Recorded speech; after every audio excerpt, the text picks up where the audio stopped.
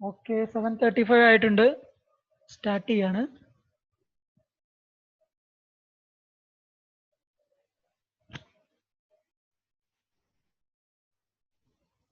Okay start ചെയ്യാം. Cantilever with triangle W at support and 0 at free end, lock at free end. Okay discuss ചെയ്യാം. ഇന്നത്തെ part നമുക്ക് complete ചെയ്യാം. ആദ്യം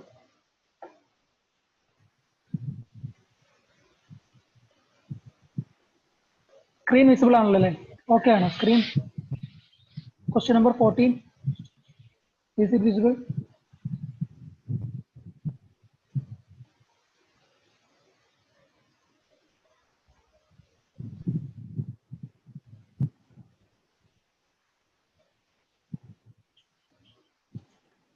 okay visible. ആരെങ്കിലും just reply തരണം, എങ്കിലേ ഞാൻ സ്റ്റാർട്ട് ചെയ്യുള്ളൂ.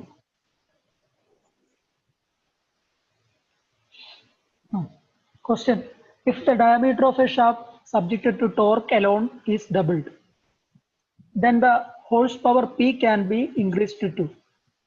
ക്വസ്റ്റ്യനിൽ പറഞ്ഞിട്ടുള്ളത് ഒരു ഷാഫ്റ്റിന്റെ ഡയാമീറ്റർ ട്വൈസ് ആക്കി. മുമ്പുണ്ടായിരുന്ന ഡയാമീറ്റർ ഡി ആണെന്ന് വിചാരിക്കുക, ന്യൂ ഡയാമീറ്റർ എന്ന് പറയുന്നത് 2D ആക്കി. അങ്ങനെയാണെന്നുണ്ടെങ്കിൽ ആ ഷാഫ്റ്റിന്റെ പവർ ട്രാൻസ്മിറ്റഡ് എത്രത്തോളം ഇൻക്രീസ് ചെയ്യും? നമുക്കറിയാം ഷാഫ്റ്റ് എന്ന് പറയുന്നത് പവർ ട്രാൻസ്മിറ്റ് ചെയ്യാൻ വേണ്ടിയിട്ട് ഡിവൈസസിൽ ഉപയോഗിക്കുന്ന സാധനമാണ് ഷാഫ്റ്റ്. അപ്പോൾ ആ ഷാഫ്റ്റിന്റെ ഡയമീറ്റർ 2 ടൈംസ് ഇൻക്രീസ് ചെയ്യുമ്പോൾ പവറിന് എത്ര ടൈംസ് ഇൻക്രീസ് ഉണ്ടാവും? അതാണ് ക്വസ്റ്റ്യൻ. ക്വസ്റ്റ്യൻ സിമ്പിൾ ആണ്. നമുക്ക് ആകെ അറിയേണ്ടത് ബേസിക് ഇക്വേഷൻ ആണ്. ഇതിന്റെ ആൻസർ വരുന്നത് 8P ആണ്. നമുക്ക് നോക്കാം എങ്ങനെ വരുന്നത് എന്നുള്ളത്. Power transmitted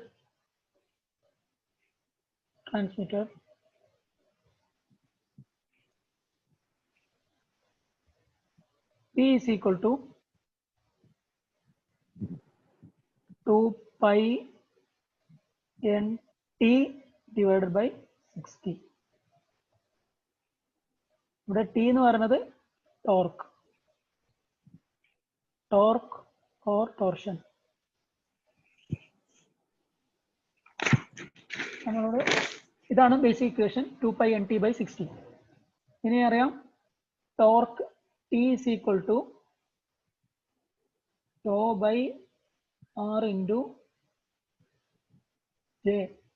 J is nothing but polar moment of inertia. J എന്ന് പറയുന്നത് polar moment of inertia.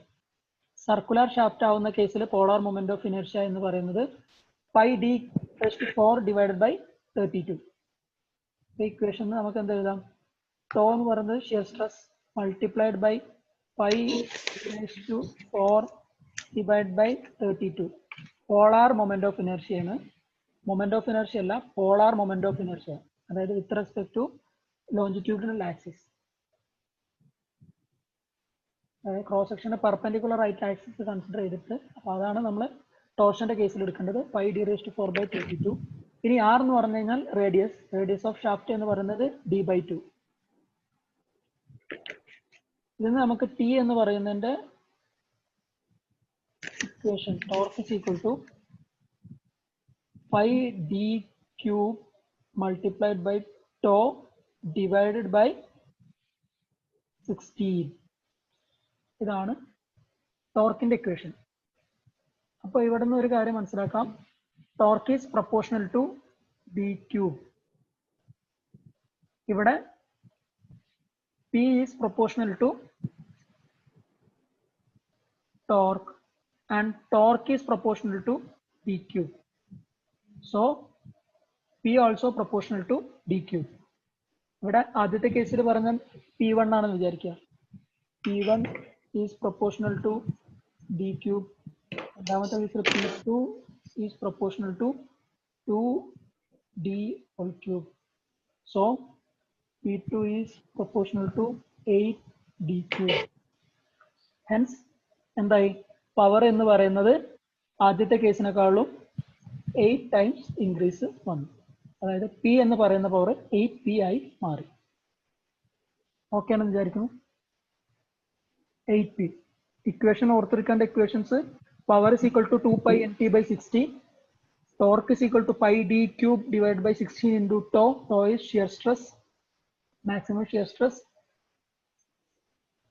So P is proportional to d cube. 2 cube and 8. 8p. Answer 8p. Okay. Next question.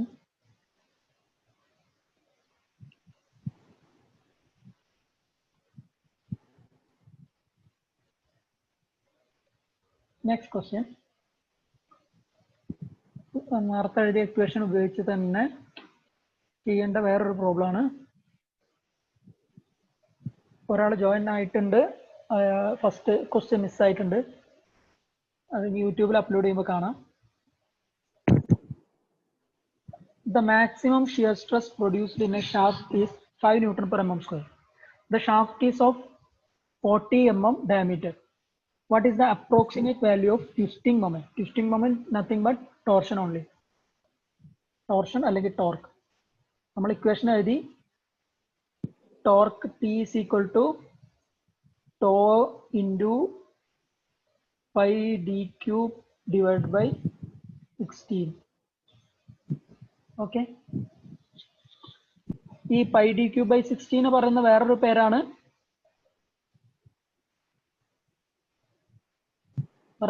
പേരാണ് polar section modulus.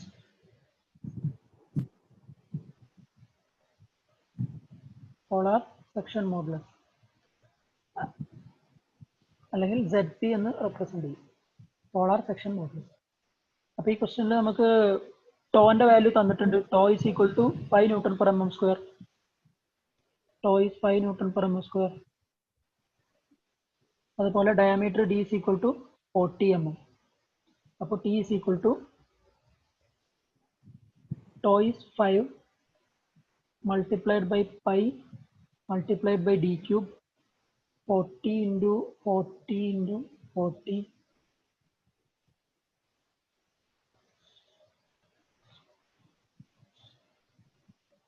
divided by 16. So the answer will be become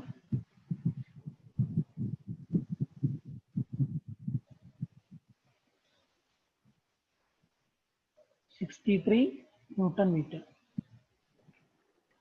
MM-ലാണ് ഈ answer കിട്ടുക. MM-ൽ എത്ര answer കിട്ടുന്നത്?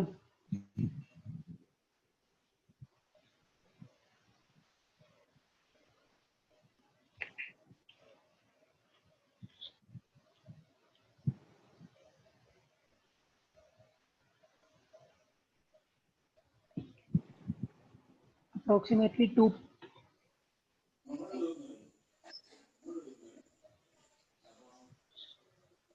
MM-ൽ കിട്ടുന്ന answer 62,831.8 newton mm. ഇതാണ് answer കിട്ടുന്നത്. അപ്പൊ നമുക്ക് ന്യൂട്ടൺ മീറ്ററിൽ ആ ക്വസ്റ്റ്യനിൽ തന്നിട്ടുള്ളത് which is equal to 63 into 10⁻³ Newton mm is equal to 63 into 63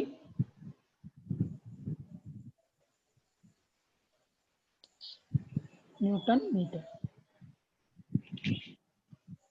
10⁻³ mm is equal to 1 meter. So 63 Newton meter. 62.8 ആണ് കിട്ടുന്നത്. കൗണ്ട് ചെയ്ത് ഓപ്ഷനിലെ answer 63 Newton meter.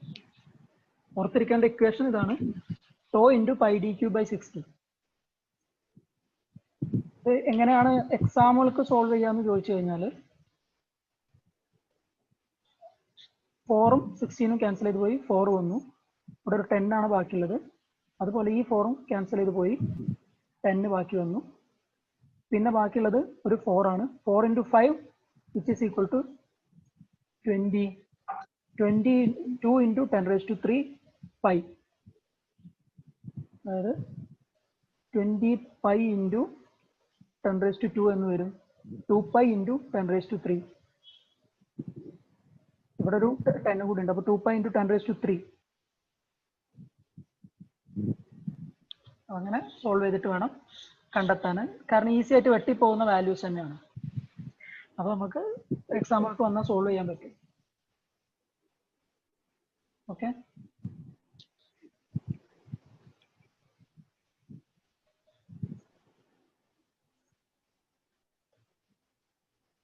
Okay okay കുറെ ആളുകൾ ആൻസർ പറഞ്ഞിട്ടുണ്ട്. ഇക്വേഷൻ ഇത്രേ ഉള്ളൂ, ഇക്വേഷൻ ഓർത്ത് വെക്കുക. പിന്നെ ഇങ്ങനത്തെ എക്സാമ്പിൾക്ക് മാക്സിമം നമ്മൾ പ്രോബ്ലംസ് പ്രാക്ടീസ് ചെയ്ത് തന്നെ പഠിക്കണം. വെറുതെ ഇക്വേഷൻ പഠിച്ചുകൊണ്ട് മാത്രം കാര്യമില്ല, പ്രോബ്ലംസ് പ്രാക്ടീസ് ചെയ്ത് പഠിച്ചാലേ ഏത് സമയത്ത് ഏതൊക്കെ നമുക്ക് ഈസി ആയിട്ട് ക്യാൻസൽ ചെയ്ത് പോകും എന്നുള്ളത് മനസ്സിലാക്കാൻ പറ്റുള്ളൂ. അങ്ങനത്തെ കുറെ പ്രോബ്ലംസ് ഉണ്ട്. അപ്പോൾ ബേസിക് ആയിട്ട് കുറച്ച് വാല്യൂസ് പഠിച്ചു വെക്കണം. അത് പൈന്റെ വാല്യൂ എത്ര 3.14, 2πന്റെ വാല്യൂ എത്ര 6.28, ഇങ്ങനെ കുറച്ച് വാല്യൂസ് പഠിച്ചു വെക്കുക. അതുപോലെ തന്നെ √10 പഠിച്ചു വെക്കുക, പിന്നെ √2 പഠിച്ചു വെക്കുക, √3 പഠിച്ചു വെക്കുക. ഇതൊക്കെ നമുക്ക് പഠിച്ചു വെച്ച് കഴിഞ്ഞാൽ ഈസി ആയിട്ട് പല ന്യൂമറിക്കൽ പ്രോബ്ലംസും സോൾവ് ചെയ്യാൻ പറ്റും. ഓക്കെ, അടുത്ത ക്വസ്റ്റ്യനിലോട്ട് പോവാം.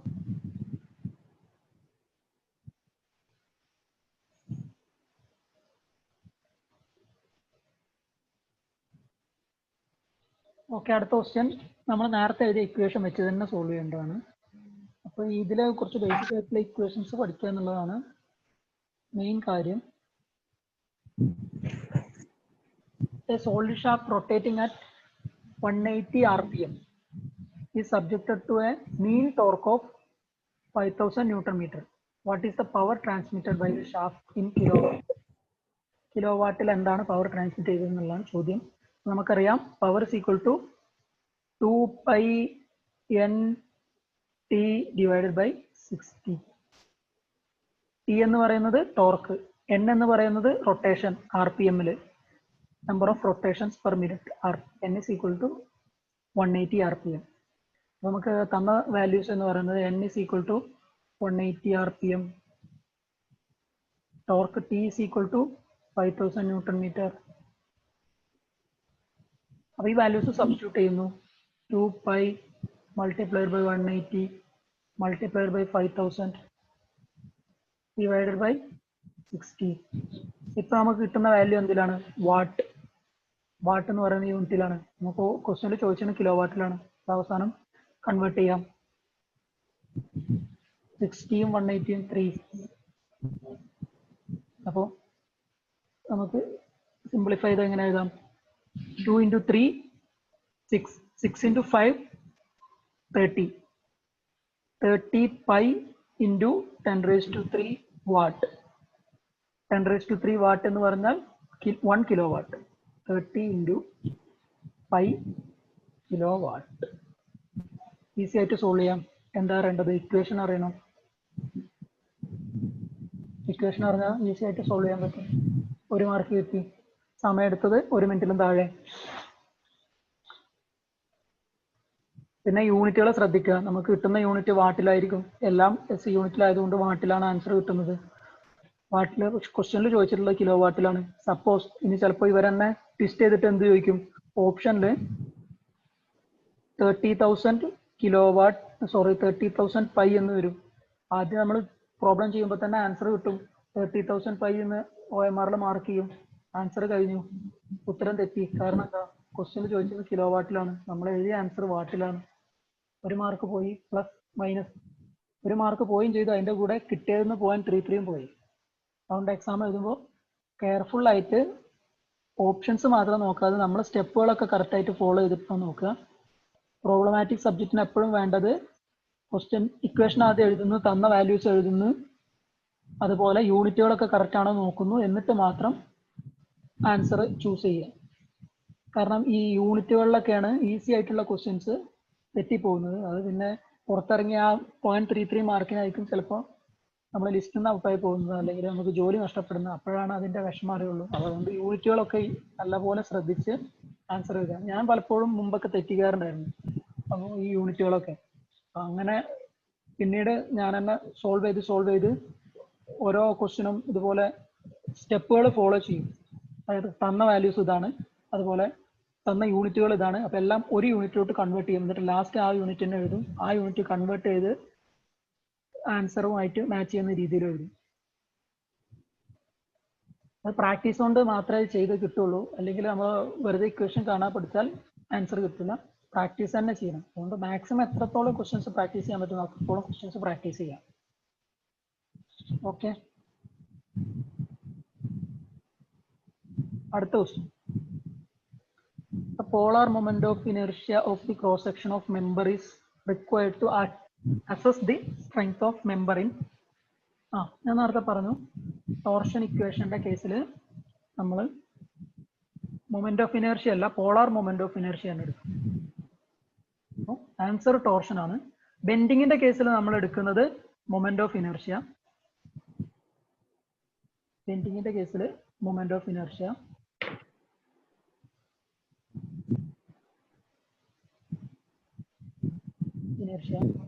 ടോർഷന്റെ കേസിൽ നമ്മൾ എടുക്കുക polar moment of inertia.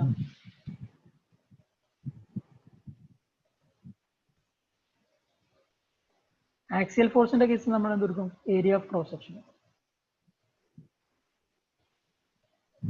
Okay,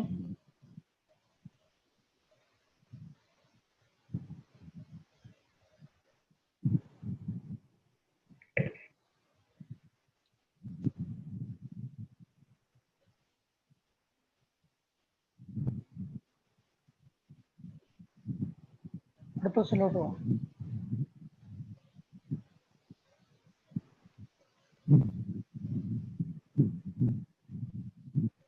അടുത്ത question, torsional rigidity is given by. Torsional റിജിഡിറ്റിന്റെ ഇക്വേഷൻ എന്താണെന്ന് ചോദിച്ചിട്ടുള്ളത്. ക്വസ്റ്റ്യൻ തന്നിട്ടുണ്ട് torsional rigidity is equal to GJ, അതായത് product of modulus of rigidity അല്ലെങ്കിൽ shear modulus into polar moment of inertia. ഈ polar moment of inertia J എന്നാണ് represent ചെയ്യാറ്. അത് ക്വസ്റ്റ്യനിൽ തന്നിട്ടുണ്ട്, J എന്നാണ് പോളാർ മൊമെന്റ് ഓഫ് ഇനേർഷ്യ.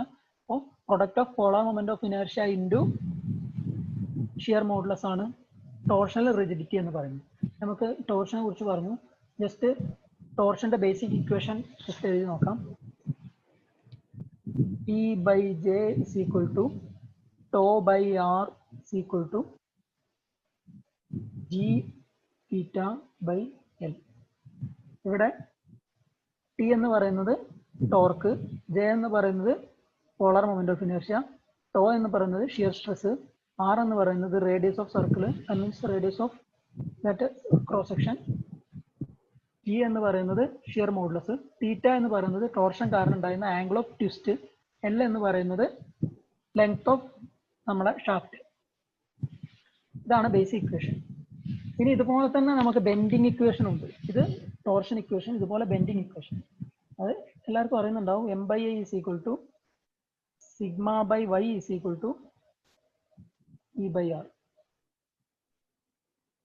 ഇവിടെ M എന്ന് പറയുന്നത് മൊമെന്റ്, ബെൻഡിങ് മൊമെന്റ്, I എന്ന് പറയുന്നത് മൊമെന്റ് ഓഫ് ഇനേർഷ്യ, സിഗ്മ എന്ന് പറയുന്നത് ബെൻഡിങ് സ്ട്രെസ്, Y എന്ന് പറയുന്നത് നമ്മൾ ഏത് സെക്ഷൻ ആണോ കൺസിഡർ ചെയ്യുന്ന ആ സെക്ഷൻക്ക് സെൻട്രലിൽ നിന്നും ഉള്ള ഡിസ്റ്റൻസ്, E എന്ന് പറയുന്നത് മോഡുലസ് ഓഫ് ഇലാസ്റ്റിസിറ്റി, R എന്ന് പറയുന്നത് radius of curvature.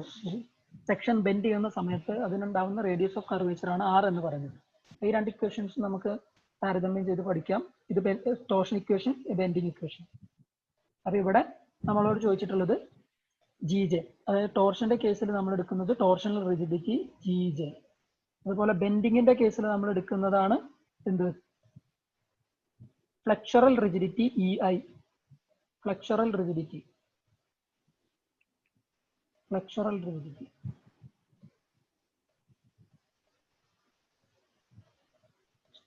ഫ്ലെക്ചറൽ rigidity EI. ഇനി നമ്മൾ ആക്സിയൽ ഡിഫോർമേഷന്റെ കേസിൽ എടുക്കുന്നതാണ് AE, area of cross section multiplied by modulus of elasticity, AE. അതിന് നമ്മൾ പറയുന്ന പേരാണ് ആക്സിയൽ റിജിഡിറ്റി.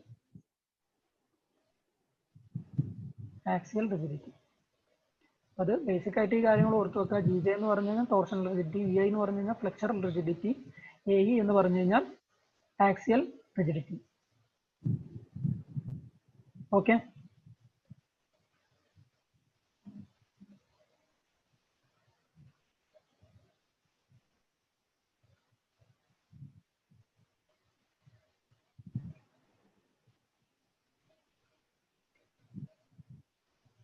ഇതുമായി ബന്ധപ്പെട്ട് എന്തെങ്കിലും ഡൗട്ട് ഉണ്ടെങ്കിൽ ചോദിച്ചോളൂ. ക്വസ്റ്റ്യനിലോട്ട് പോകുന്നതിന് മുന്നേ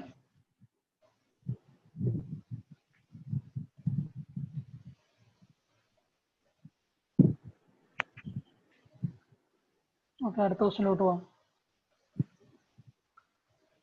Two closed coil spring of stiffness K and 2K are arranged in series in one case and in parallel in other case. The ratio of stiffness of spring connected in series to parallel. സ്പ്രിങ്ങിന്റെ question ആണ്. ആദ്യത്തെ കേസിൽ spring series ആയി connect ചെയ്തേക്കുന്നു.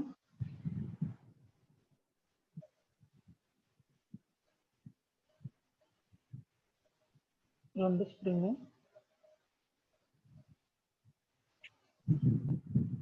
Connect ചെയ്തിട്ടുണ്ടെന്ന് വിചാരിക്കാം. ഇത് K1 അല്ലെങ്കിൽ K, ഇതിന്റെ വാല്യൂ 2K. ഫസ്റ്റ് കേസിൽ സീരീസ് ആണ്, രണ്ടാമത്തെ കേസിൽ പാരലൽ ആണ്.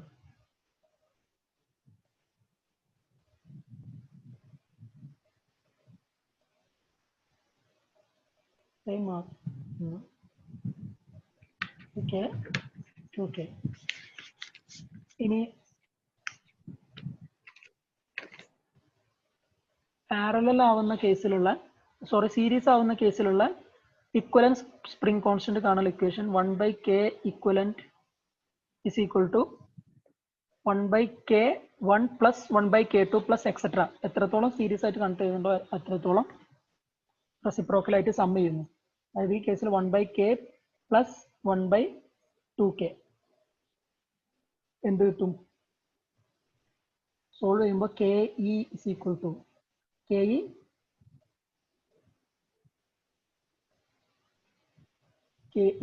series. So KE series KE is equal to reciprocal കാണുന്നു 2K plus that is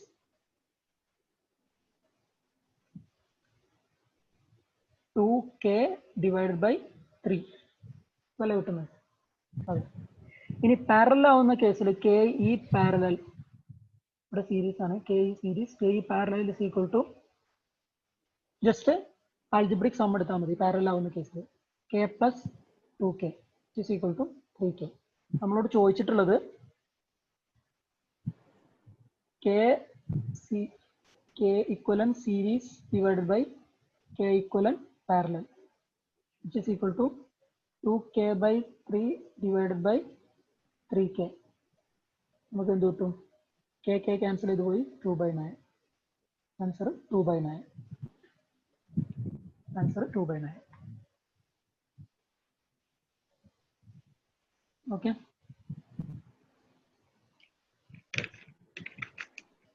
answer 2/9.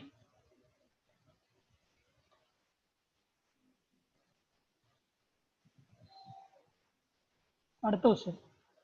Solid circular shaft has A diameter D, then its polar modulus will be. ഞാൻ നേരത്തെ discuss ചെയ്ത് പറഞ്ഞു പോളാർ മോഡുലസ് എന്താണെന്നുള്ളത്. Polar modulus is equal to ZC which is equal to polar moment of inertia J divided by radius. ഇതാണ് polar section modulus. Circular ഷാഫ്റ്റിന്റെ കേസിൽ polar moment of inertia എന്ന് പറയുന്നത് πd⁴ divided by 32 all divided by d/2 which is equal to πd³ divided by 16. Answer option C πd³ by 16. ഇത്രയും basic equations ആണ്. Equation പഠിച്ചു വെക്കുക. അതായത് polar section modulus is equal to polar moment of inertia divided by radius of cross section. So for radius of circular section.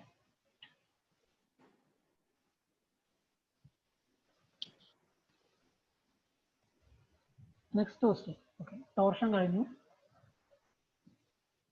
ഇനി circular കോളത്തിന്റെ കേസുകളാണ്. അപ്പൊ കോളത്തിന്റെ കേസിൽ നമുക്ക് ക്വസ്റ്റ്യനിൽ സ്ലെൻഡർനെസ് റേഷ്യോ തന്നിട്ടുണ്ട്. സ്ലെൻഡർനെസ് റേഷ്യോ ലാംഡ എന്നാണ് റെപ്രസെന്റ് ചെയ്യുന്നത്. Lambda is equal to 160. Lambda is equal to effective length divided by least radius of gyration. ഇതാണ് സ്ലെൻഡർനെസ് റേഷ്യോന്റെ ഇക്വേഷൻ. നമ്മളോട് ചോദിച്ചിട്ടുള്ളത് L/D റേഷ്യോ എന്താണുള്ളത്. അപ്പൊ ക്വസ്റ്റ്യനിലെ ലാംഡ വാല്യൂ 160. ഇനി K എന്ന് പറയുന്നത് K is equal to √I/A. അതായത് moment of inertia divided by area of cross section. ഇതാണ് എന്ത്? Radius of gyration. ഇതിന്റെ റൂട്ട് എടുക്കണേ. Root of moment of inertia divided by area of cross section ചെയ്യുമ്പോൾ നമുക്ക് കിട്ടുന്നതാണ് റേഡിയസ് ഓഫ് ഗൈറേഷൻ. അപ്പൊ ഈ കേസിൽ നമുക്ക് പറയാം സർക്കുലർ കോളാണ്. അപ്പൊ സർക്കുലർ കോളത്തിന്റെ സർക്കുലർ സെക്ഷന്റെ മൊമെന്റ് ഓഫ് ഇനർഷ്യ എന്ന് പറയുന്നത് pi D raise to 4 divided by 64. Area എന്ന് പറയുന്നത് പൈ ഡി സ്ക്വയർ ബൈ 4. അതിന്റെ റൂട്ട് എടുക്കുന്ന സമയത്ത് പൈ ക്യാൻസൽ ചെയ്ത് പോയി, D square D raise to 4 cancel ചെയ്ത് പോയി, ഡി സ്ക്വയർ ആയി. 64 4 ക്യാൻസൽ ചെയ്ത് 16 ആയി. അപ്പൊ റൂട്ടിന്റെ ഉള്ളിൽ നമുക്ക് എന്ത് വരും? D square by 16 which is equal to p by 4. നമുക്കറിയാം ക്വസ്റ്റ്യനിൽ L E by K slenderness ratio എന്ന് പറയുന്നത് എൽ ഇ ബൈ കെ ആണ്. That is D by 4. കെന്റെ വാല്യൂ നമുക്ക് കിട്ടി ഡി ബൈ 4. അപ്പൊ നമ്മൾ സബ്സ്റ്റിറ്റ്യൂട്ട് ചെയ്യുന്നു. 160 is equal to എൽ. ഇവിടെ രണ്ട് എൻഡും ഹിഞ്ച്ഡ് ആണ്, both ends are hinged. So എല്ലിന്റെ വാല്യൂ എന്ന് പറയുന്നത് L is equal to L തന്നെയാണ്, 1L. So L divided by D by 4. ഈ 4 മേളിലോട്ട് വന്നു. So L by D is equal to 160 divided by 4 which is equal to 40. അപ്പൊ എപ്പോഴും മനസ്സിലാക്കേണ്ട ഒറ്റ കാര്യമുള്ളൂ, സ്ലെൻഡർനെസ് റേഷ്യോ എന്ന് പറയുന്ന value effective length divided by least radius of gyration. Least radius of gyration ആണ് സ്പെസിഫിക് ചെയ്ത് പറയാൻ കാരണം പല ക്വസ്റ്റ്യൻസിലും ബോത്ത് ആക്സിസ്, അതായത് എക്സ് വൈ ആക്സിസിന് ഉള്ള റേഡിയസ് ഓഫ് ഗൈറേഷൻ ചോദിക്കും. അപ്പോൾ നമ്മൾ സ്ലെൻഡർനെസ് റേഷ്യോ എപ്പോഴും എടുക്കുമ്പോൾ മിനിമം റേഡിയസ് ഓഫ് ഗൈറേഷൻ വേണം എടുക്കുക, least radius of gyration. Okay, അടുത്ത ക്വസ്റ്റ്യനിലോട്ട് പോകാം.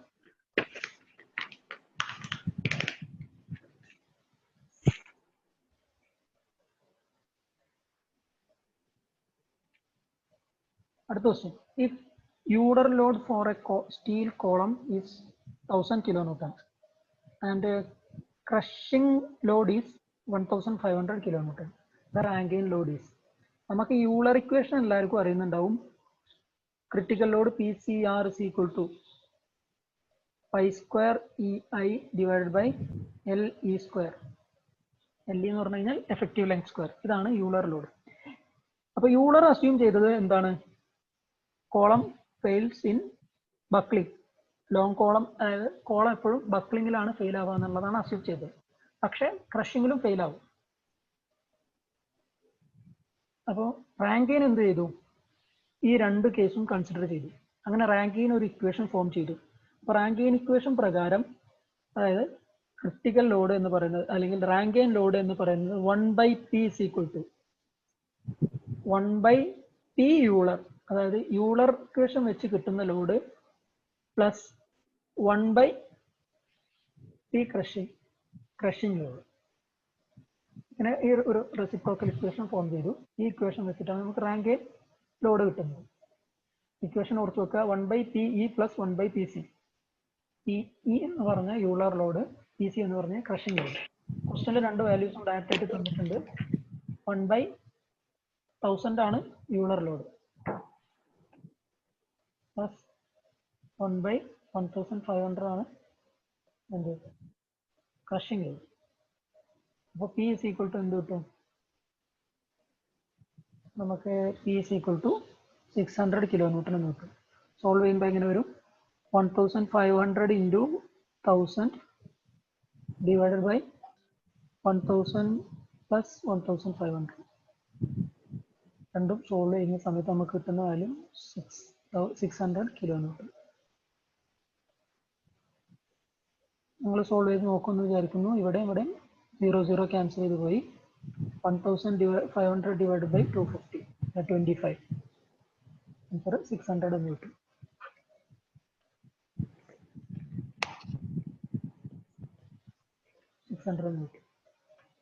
ആൻസർ 600. ഓർത്തിക്കേണ്ട equation 1/p is equal to 1/pe plus 1/pc.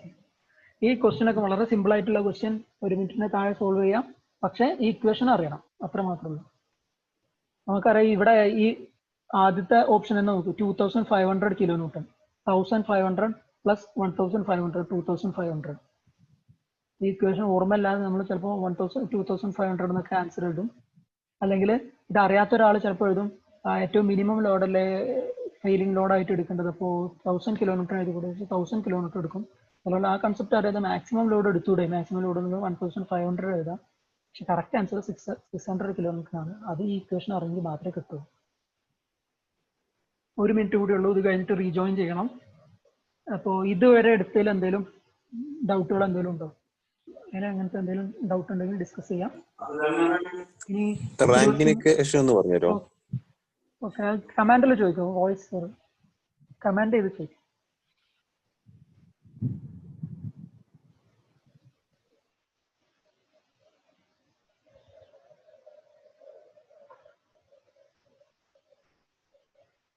മ്യൂട്ടാക്കി കമാൻഡിൽ ചോദിച്ചോളൂ.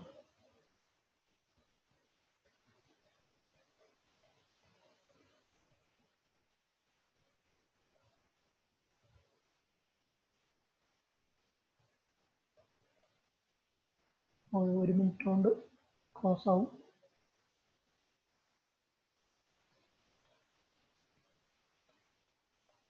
ഓക്കെ, റാങ്ക് ഇക്വേഷൻ ചോദിക്കാം.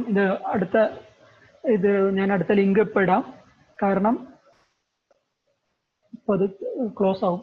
45 മിനിറ്റ് കഴിഞ്ഞു. ഓക്കെ, ആ എഫക്റ്റീവ് ലെങ്ത്തും പ്രാക്ടിക്കൽ ലെങ്ത്തും ഞാൻ ഡിസ്കസ് ചെയ്യാം. ഓക്കെ, ഡിസ്കസ് ചെയ്യാം. അടുത്ത നമുക്ക് 45 മിനിറ്റ് ഉണ്ട്, അതിൽ ഞാൻ ഈ ക്വസ്റ്റ്യൻ എന്തായാലും ഡിസ്കസ് ചെയ്യാം.